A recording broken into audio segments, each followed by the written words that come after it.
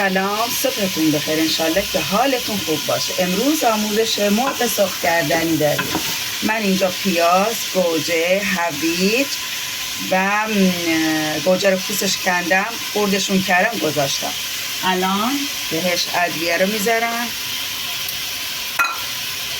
تفتشون میدم تا بوی ادویه در بیاد. بعد مرغا رو اضافه میکنم.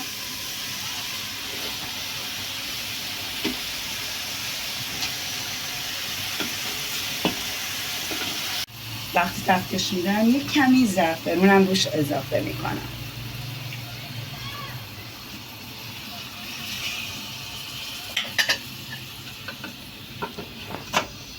ادویه‌ای که گذاشتم کاری، زردچوبه، پاپریکا، دارچین و میخک. اینا میخک و دارچین چوبی هستن، پودر شدهشو نمیذاریم.